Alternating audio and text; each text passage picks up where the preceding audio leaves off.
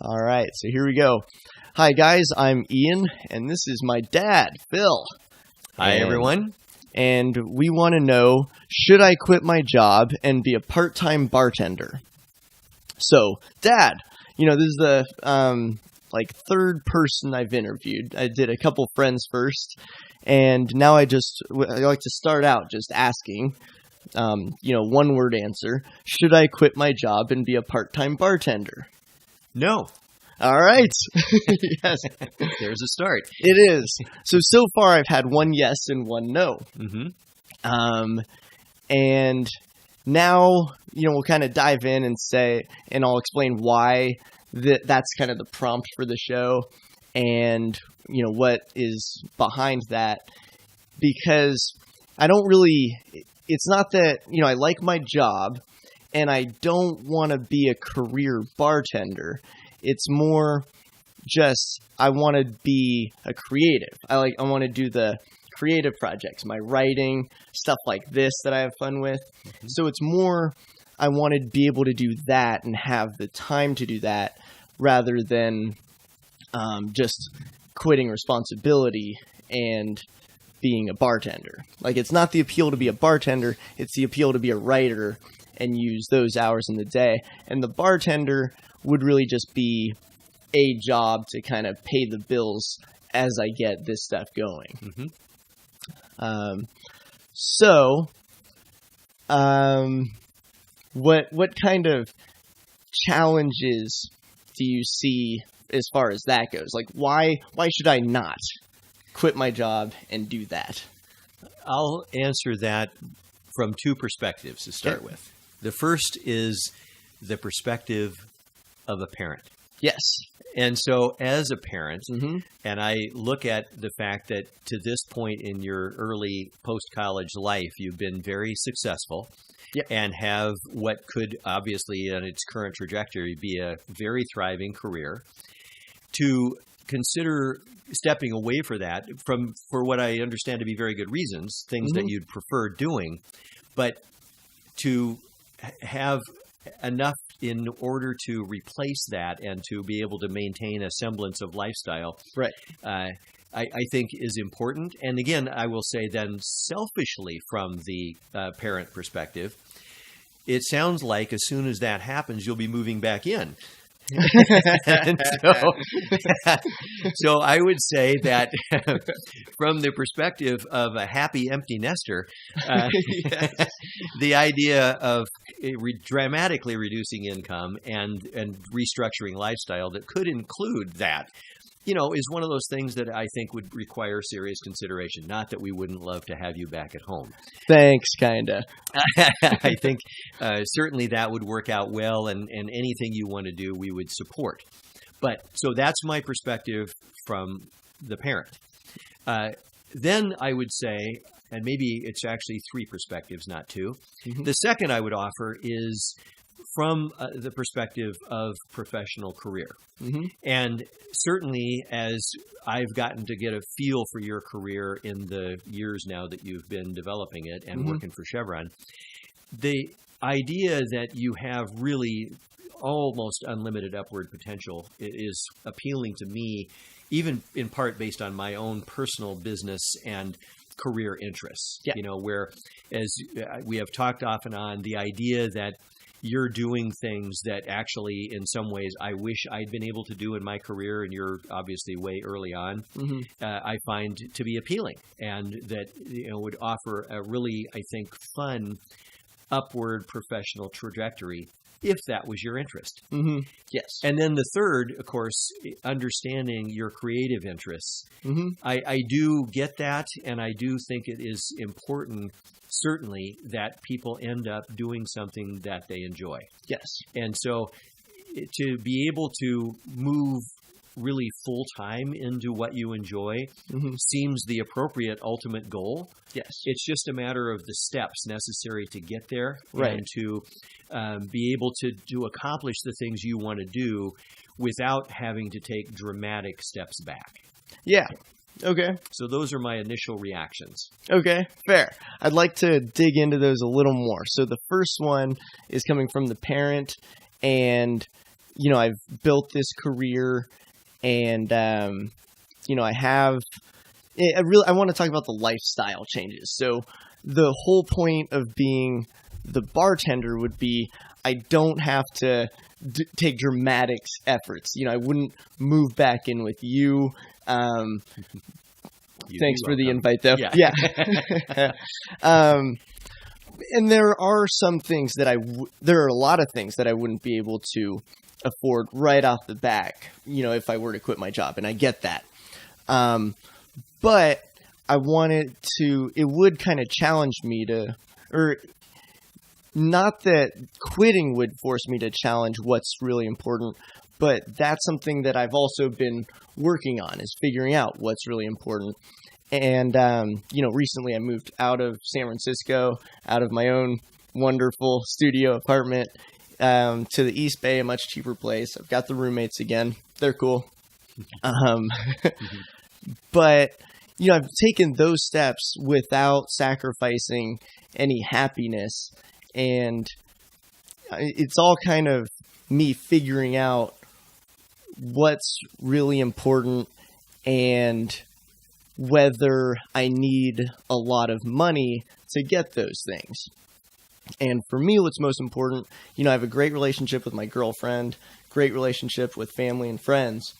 And other than that, like, the most important thing to me is those creative projects that I work on. And I spend all my free time among those things, the relationships and the creative projects. I do this on my days off. I do this on evenings, when I'm not hanging out with Allie or the friends.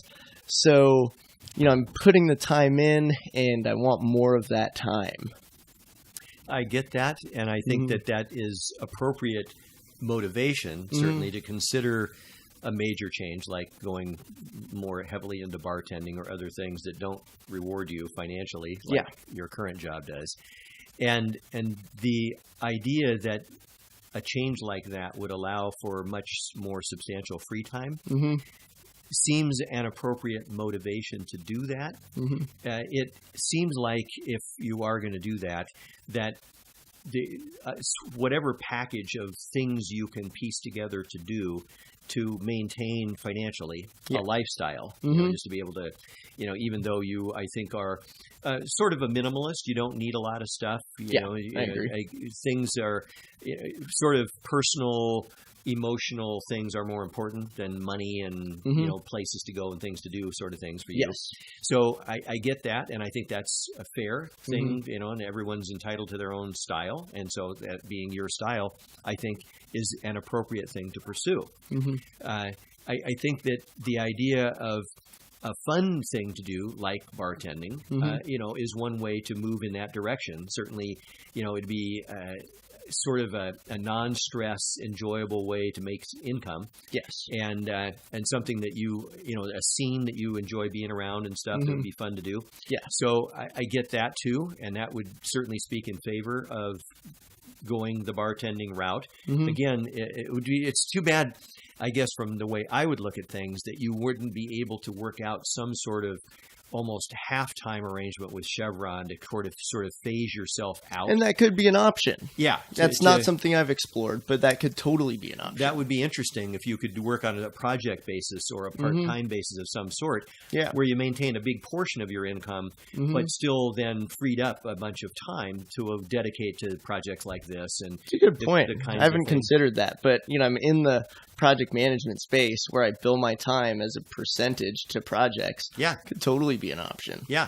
And in what I do, my main job is to find creative solutions to problems. All right. Yes. That's my recommendation as a creative solution. Mine's coming up with ideas, but I haven't been focused on coming up with ideas for Chevron. Yeah. It's been for this and things to write about that don't have to do with that. And I would respond to that by saying that when it comes to finding creative solutions or that sort of thing, I would always recommend, not just to you, but anybody I work with, to really think really broadly. Yes. Don't just think very narrowly. Like, don't just think, okay, it's bartending. That's what's going to give me the opportunity to break away. There may be other things that if you just open up and say, whoa, wait a minute, bartending plus this. And so maybe a deal like the idea with part-time at Chevron, maybe a part-time project management kind of role with another company, maybe not Chevron, but that also doesn't require full-time, but these days pays well. Yeah. You know, it would do a couple of things. One, provide the necessary income to maintain lifestyle while you make a transition. Yes. But also introduce you to other people. You know, it gives you a whole new perspective on perhaps people you've never met, and now they're a part of your world. Right. And so there could be multiple benefits to some kind of creative package like that that would allow you then to pursue your ultimate goal. Okay. Yeah.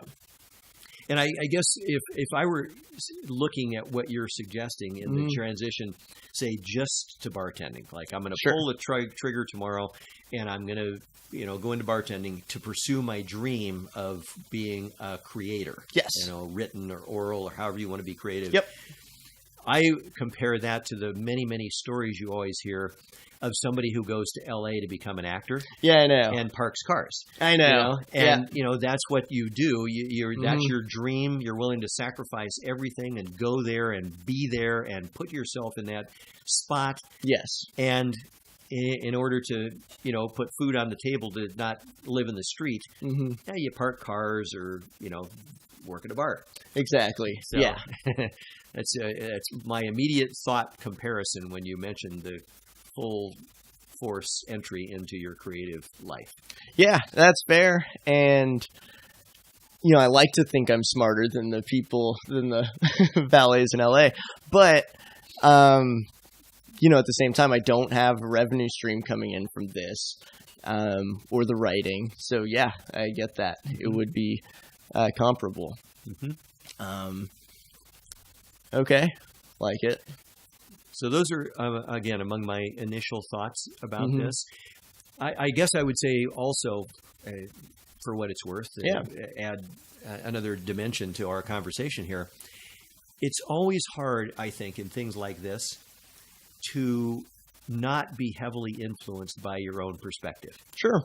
And so, as you well know mine, having grown up at home and been raised by your mom and myself, the idea that I come from a particular background and I have a particular professional focus myself and so on, is very hard then for me to totally change and say, well, let's see, you want to go a direction totally different, almost foreign to anything I would personally consider. Yeah. How do I react to that? Yep. And so that obviously influences my responses to your ideas. Yeah.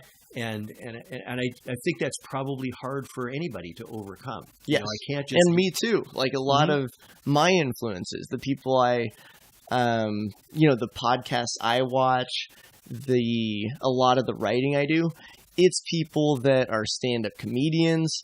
They have this kind of creative job as their source of income, and most of them have 8 roommates in New York. It's kind of that, but that, and some of them are happy and some of them aren't with that.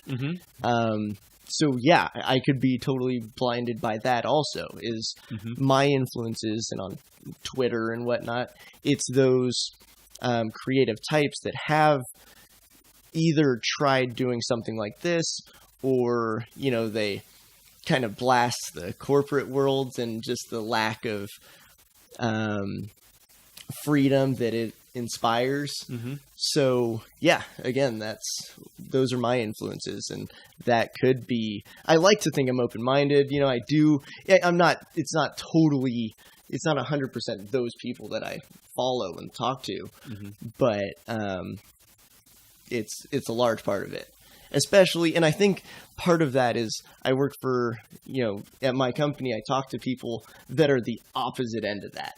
They're lifelong workers, just at some level in the company, most of them never going to be, senior managers, but so they've just kind of worked their whole life. They have, wife, kids, kind of the middle class story. And, when I go off and do my reading or my podcast, I get the opposite of that, which is the stand-up comedians, they're the funny people. And the folks I work with, they'd make no effort to be funny or to enjoy kind of the small things. And I think that's what drives a lot of my anger towards that lifestyle is those examples that I see every day. And again, to the point of being sort of biased by one's own background and perspective, I think, as I use myself as an example, the older you get, the more likely, given patterns of employment and so on, that you end up becoming surrounded by people more like yourself. Sure.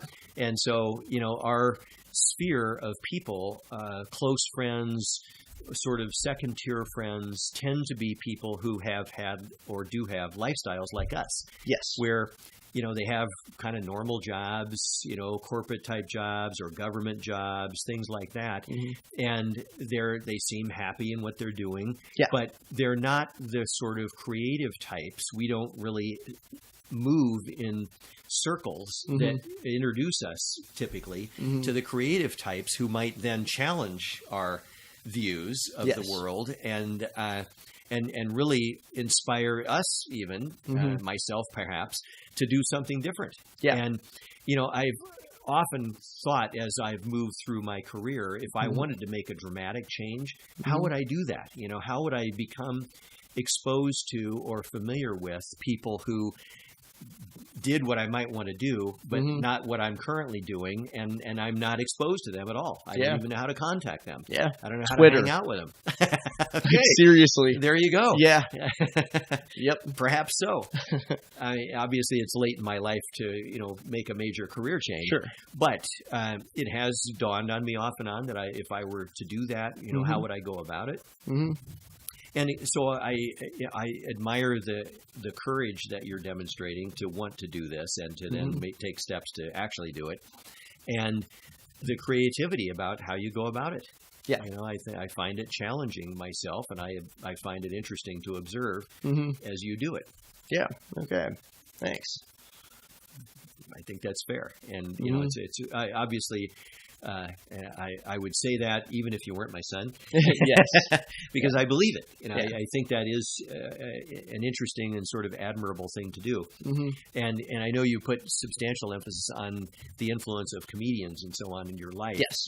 And as you would know, and others around me who I work with know, even though I would describe myself as a corporate guy, yes, my personal style in corporate activity is to be fairly loose and friendly, and as much as I can, funny. Yeah, I agree. I like being a comedian myself. Yes. And he's good. I can vouch for that.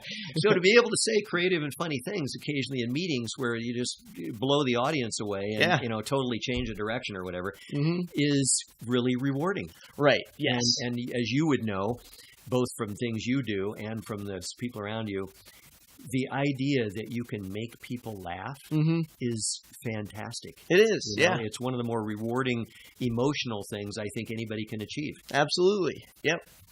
And I think it's really easy to find laughter if that's something you're looking for. If you're looking all through the day, whether it's at, the office or, walking around the neighborhood, obviously, but anywhere where you're interacting with people, it's so easy to find things to clown on or to, just find humor in if you're looking for that.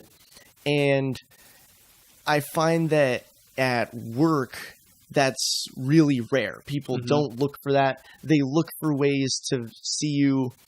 Like, it's more common to find people that want to see you as, or that will find that mindset unprofessional or to find negative judgment rather than to open up and just enjoy and find those positive emotions you were talking about. Yeah. And I think that's a shame. So that's one thing where I'd challenge, you said people that you work with and hang out with, they are happy with these jobs. I want that. I want everyone to be happy with whatever they're doing.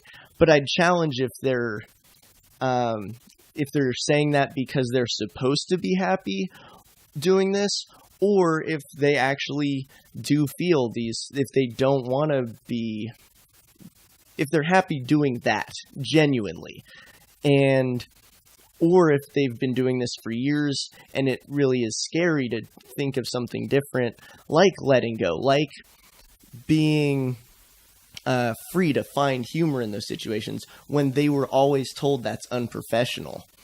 That's another thing that I think about and that I see at my job is kind of, when I talk about these themes at work, it's usually with close friends or in the gym.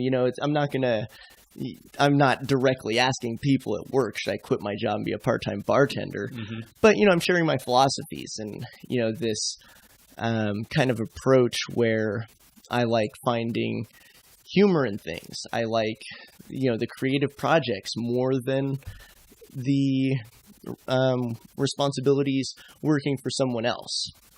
And I find people are really reluctant to buy into that at all. They find it funny, and I usually laugh it off too. But it's unfortunate to me that people see it that way.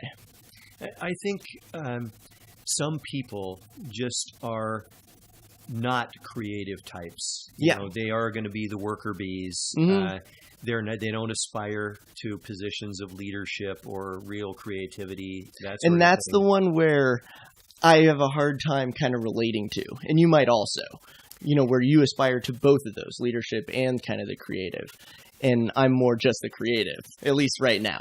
Well, and again, in my management life, yes, I have certainly come to expect that if I'm in a leadership role, a lot of the people who are going to be following me as mm-hmm. worker bees, some may aspire to my position or a position like that, but many don't. They're just fine with somebody telling them what to do and providing guidance and feedback and all those things. Mm-hmm. They're never going to be the one who's going to stand up and say, how about me doing this? I'm going to quit this job and move on to something like you do. Yes. A lot of people aren't like that. I mean, probably I would venture to say the majority. I totally agree. But are they happy with that? And it's not our jobs as the leaders or managers or just as other, passerbys. But, I challenge those people to think about whether that makes them happy. And that's what I'm kind of doing here is I want to challenge what I'm doing to see if I'm going to be more happy now in long term. Mm-hmm. I'd get more pleasure, obviously, quitting and just writing all day. But would I be more happy, in 30 years if I were to make less money but do these other things? Sure. And in 30 years, I might have a family and other considerations that, I'd have to be a little less selfish, which I don't like the thought of. But, yes. And that's not really on my radar right now. It's a distant thought and nothing immediate. But would I be more happy and would I be able to be a good family man as a writer that doesn't make much money and be there for kids or wife? Or would I need more? Yeah, money's part of it, but the discipline, the structure, the other people in my life that are in those positions, that's what I don't think I need.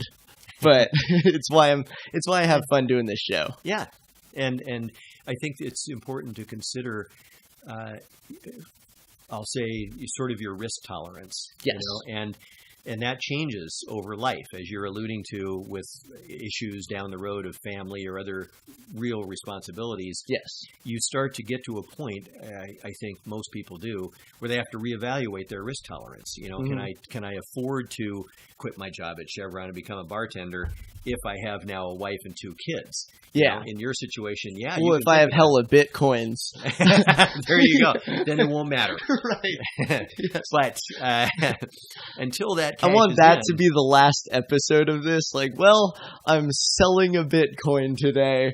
I'm quitting everything. There you go. But, yeah. Yes. And maybe that will happen, and I hope it does. Yes. But, you know, it's easier to make those decisions, of course, when you don't have enough responsibilities or real responsibilities that people are counting on you, that you can't, that they're going to be maybe not beyond let down. They're going to be in jeopardy. Personally impacted. Exactly. Yes. By decisions that you make. And Right. so you have to take that into consideration from a timing perspective. Yes. You know, better now than 20 years from now, if you have a bunch of responsibilities, to be able to say, you know what, I think I'll quit my job and become a bartender. Right. You know, okay, no skin off anybody's nose at the moment, but in 20 years, if you walked into your then wife and said that by way of today's surprise, Right. chances are that would be a funny moment. Yeah, probably. Yeah, I have an idea. I'm going to quit my job tomorrow. Maybe that'll be the last episode of this. There you go. Because I'll be dead. I would think about that. Yes. Yeah, because I would not want any sharp objects around when I record that last episode. Right. But I think, too, even from the perspective of things like humor, Yes. and that being a part of a lifestyle and a part of a great desire to achieve in, you know, whether it's on a professional level where you want to be a stand-up comedian or some other form of comedian. Yes. Or And more than that, it's just something that I look for to bring me happiness. Yes. Like, I like living a life where I can do that. I can say whatever's on my mind. You know, when just saying those things brings me happiness, and hopefully surrounding myself with people that agree. Well, Even though I don't really care, but it's nice to have some positive feedback there in a while. I guess, you know, maybe that's an interesting twist on this, because my focus on that would be that the reward of humor is seeing other people laugh. You know, if I can make other people laugh, it makes me happy. Okay. I'm having a great time if I'm entertaining other people, wherever it is, work, home, anything, any environment, social gatherings, where I can be funny, and that makes me happy because I watch the audience and they're laughing. Okay. And if you, I mean, it'd be a different twist on this, you know? Yeah. If, like, I don't really care if everybody laughs at my stuff. Yeah. You know, I think this is humorous stuff, and if you don't, well, oh well. I mean, I couldn't do that. Oh, you know, yeah. That's I recommend it. That's not how I would operate. Yeah. Because the feedback, you know, being in that vein, perhaps negative. Yes. You know, that would challenge me to think that anything I was doing was valid or really funny or whatever.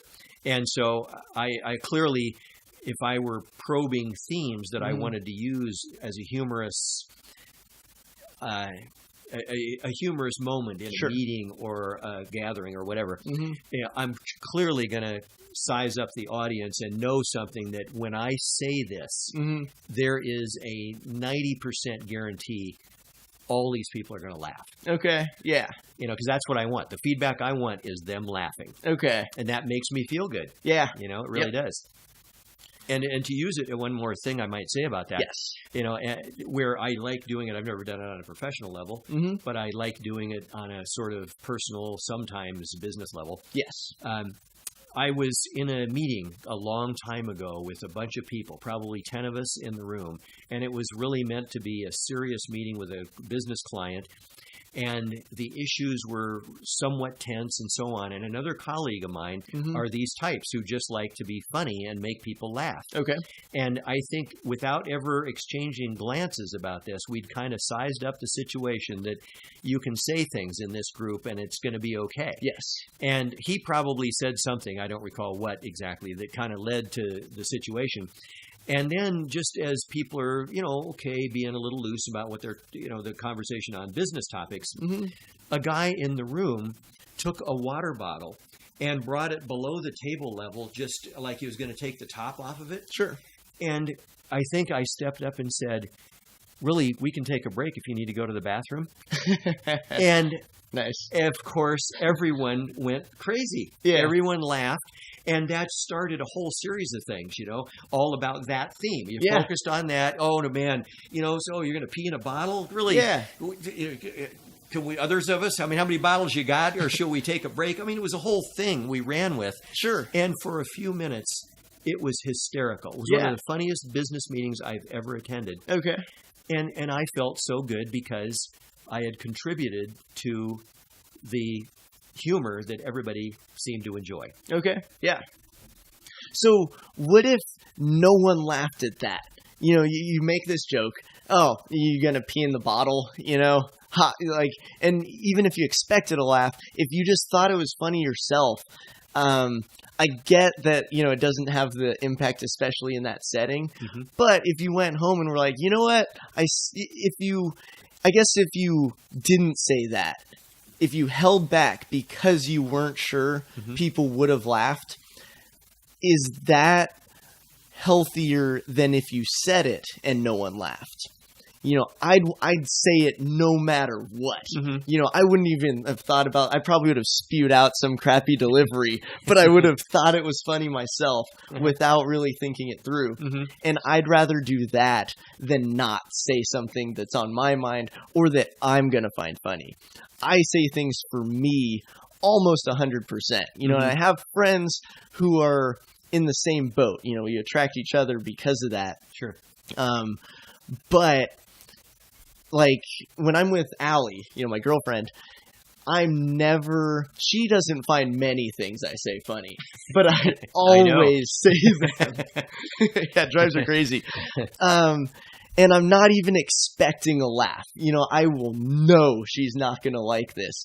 But it would be almost at this point dishonest for me to not say that because and she knows that. And I think she finds it almost attractive because I say these things. And I don't apologize for them when it doesn't get a laugh.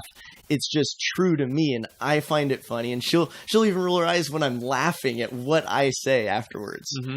And I like that. I like the eye roll. I like all of it. That's even their not positive reaction. It's not really negative when I'm with her. It's kind of sarcastic. Mm-hmm. But that's not a bad thing for me, and I'm totally comfortable with that. I would say, hearing your description of and this. that is different from professionally. If I was going to be a comedian or something, you have to have an audience in mind. Yeah. You have to get people to come back. Right. But when it's just me trying to be funny and enjoying things, like, what's an example with Allie? She's always saying like cute things that I should just let us have the cute moment, but so often it's just like, ooh, I got something funny for this, and I'm gonna say it. Yeah.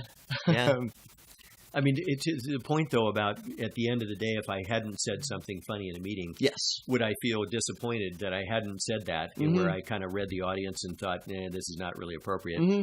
I would say I can't recall a situation where I've ever experienced that, because if I didn't express it in the moment, it's going to be out of my mind. I don't really log those things as, gosh, I had a great line and I didn't use it or something. Those things weigh on me because it's like I don't feel it's me being honest. If it's like I'm with this group, I almost put it on them. It's like, if they don't find this funny, like they're not looking to laugh. Mm-hmm. And some things I say and think are funny, other people just won't find funny. But that's fine if they have a different sense of humor or something. But I don't like it when they're not even welcoming humor, which is a lot of it. Mm-hmm. And a business meeting, that's a tough one. That's awesome if you can get a room full of folks in a meeting to laugh. Oh, yeah. because that's totally unexpected. Yes. Totally different from a dinner party where everyone's drinking. Yes. But I want everyone to be like the dinner party where everyone's drinking all the time. I want them to be that kind of free to laugh at things and to look for funny. Yeah, sort of primed for, whatever happens. Mm-hmm. So when I say something that I find funny, I'm like, yeah, that was great. No matter the reaction. I've been on, I delivered training to the Philippines a couple of years ago through my job. Mm-hmm. And, I had it all planned out, and I had a couple planned jokes in there. And these people, English is their second or third language.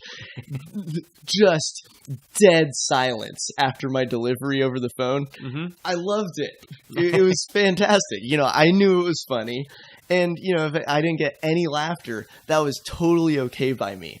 And, that's kind of an extreme as people that don't speak another language. Sure.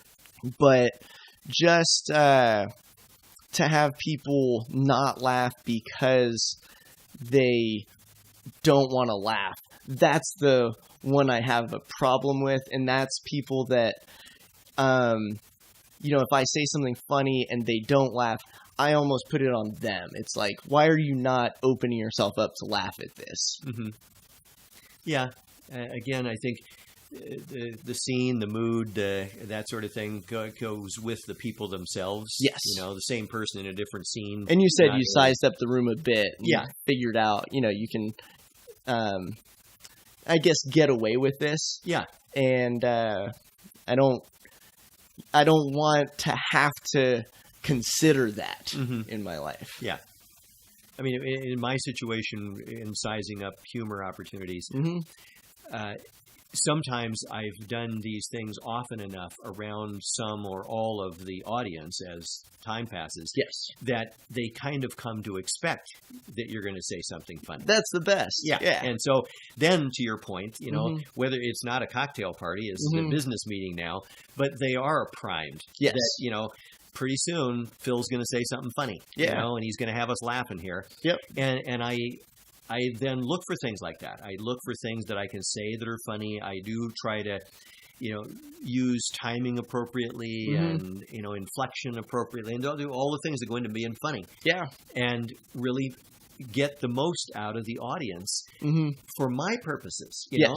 I'm doing this for myself. Yes. That's my deal. And me too. Yeah, I'm doing it exactly for me kind of to that extreme. It's like, I don't even care about their reactions, where you're feeding off their reactions, which I don't think is unhealthy. It's just different, a different way of looking at it. Exactly.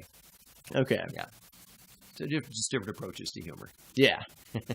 You agree that it's important to be funny and that those people that don't look for funny are terrible people, right? Terrible people. Let's call them out by name. Allie. I think there ought to be humor in people's lives every day. Yeah. If possible. Yep. And just have a creative mind that can be funny. Not everybody does. Yes. Back to my leaders and followers kind of example. Yep. I was going to say in that point, some people just have the kind of creativity that creates humor. Yes. And some people don't. They could sit there all day long and listen to what goes on and so on. And things are never going to formulate in their mind in a way that even if they had delivery skills, they could ever come up with a funny line. I don't know. I think if they practiced, if they made it so they wanted to say something funny and they went into every interaction they had, and I bet most of those people don't have many interactions in a day, but if they went into every interaction looking to say something funny, I feel it's a skill that they'd get better at. Like you and I, we practice every time we have dinner. We're looking to say something funny. Absolutely. We want to do this. Yes. And, we've been doing that for years, and we've become pretty good. Yeah, you get good at it, and if to that point that you're looking for opportunities to say things, maybe it's genetic, and if so, thank you. Well, and it does run sort of in my family, so wherever that came from, thank them. Yes, okay. But I've often thought if there were some way spontaneously to record some of the things that happen at our dinner gatherings or other family deals, Yeah. like with Uncle Dick and folks like that, Yep. where, humor was probably inevitable when you got together, but it wasn't staged. It just happened. Yes. But once it happened, it rolls. Yeah. And then more people chime in, and the thoughts get funnier and crazier, and dimensions are added that no one thought about. And pretty soon you've got an hour-long comedy routine that if it were recorded, you could probably entertain people elsewhere. Yeah, agree. And that's funny. That's really, I think, enjoyable. And again, for me, personally rewarding. Yeah, totally agree. It's one of the things I like most in life is to make people laugh. Yeah, and that's a big reason I like doing my writing and these kinds of shows is to have people on and to, one, challenge people to think that way, but then two, just to be goofy and have a laugh and hopefully make others laugh. Yeah. Couple show ideas. One, yes, put a few microphones around the dinner table. But two, let's read Uncle Dick's book, a chapter, and we'll put our commentary in video form. I haven't read that next chapter yet. Nor have I, but I will. Yeah, me too. It would be funny. Yes. Now he may not think it was. He might not think it's funny. Yeah, but a broad audience, probably broader even than our family, would think that was pretty funny. Right? Yeah. Yes, that's a good point. Okay. That would be another interesting cast. Yes, it would. Yes. All right, let's see. Any other thoughts around, we've explored funny for a while, and I like that, and it is relevant, to just finding both people in your life that you can stand to be around, for, 9 hours if you're working 8 hours, if you're working a shift, or, and how to find other people outside of that. Like I said, I listen to podcasts and, I have Twitter, and I've found people that I find funny or have similar views. And I have some of those at work, with like kind of the lunch table, but it's very hard to find people that open themselves up to that connection, both to be intimate and have a real conversation, or just to be funny and goof around. And I want more of that. I get that. Yes. And it sounds like the direction you're charting will lead you that way. And even back, to the original premise here about bartending. Yes. The idea there that I'm speculating because I don't tend bar, but I've been in a lot of bars, that a bartender who has a good sense of humor and then has a sort of audience there in the frame of mind you're describing, where they're prepared to have fun. They're there, just in probably an entertaining environment. And then, of course, having some drinks doesn't hurt. But to be in that role and do your job, but entertain people in the process, I would think to the point of trying to gain more of that business, a reputation like that would probably be very positive for the current company you work with, or anybody else who ever heard about you or said, "Oh my gosh, that was the funniest bartender I was ever around." Yeah, and oh, by the way, he made great drinks. Yeah, but that he just entertained us. If you heard people say things like that. And I would think that any employer would look at that, again, in a sort of party atmosphere anyway, and find somebody who isn't just, pouring drinks and, just doing the mundane job of filling people's glasses. Right. Would be really marketable. Yes. Yeah, one of the big reasons it is actually bartending is just that. I want to be just the fun guy in the bar, and people... I went on about people not being open to that connection. People in bars usually are more open to connection, and alcohol has a lot to do with it, which I think is unfortunate. I don't like that people kind of hide behind alcohol in order to open up, but it is what it is. People, for whatever reasons, that's when people are going to be most open to being honest and connecting. So I like being in that environment. Yeah. I mean, I think to hone your skills and so on. I mean, it's sort of a ready-made environment for that. Yeah. You know, and you can practice things and do things and still do a job that they're paying you for. But, you know, you're actually working on your creative side at their expense. Yes. So they're paying you to do this. Yep. So I think, again, from that perspective, doing that is probably a substantial. It's at their expense, but it's what I'm giving them back. You know, I'm giving them these positive emotions that they're there to have. They go there to pay for.